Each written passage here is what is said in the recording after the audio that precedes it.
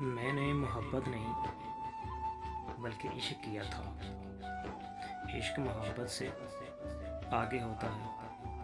मोहब्बत तो हर एक से हो जाती है, किसी की सूरत, किसी की आवाज़ और किसी की आँखों से, जबकि इश्क सिर्फ एक से होता है। इश्क के बाद नेक्स्ट ऑप्शन नहीं होता।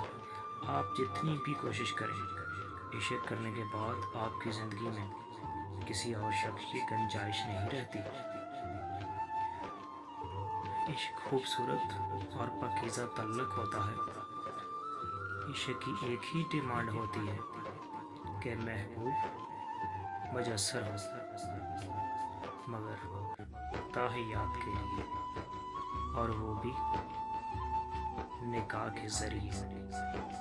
इश्क करके या तो आप मुकम्मल हो जाते हैं या फिर हमेशा के लिए अधूरे रह जाते हैं, क्योंकि इश्क करने के बाद महबूब के अलावा किसी और की ज़रूरत नहीं होती। शायद इस वजह से मुझे रौनकें नहीं पाती, बस तन्हाई ही सुकून देती है।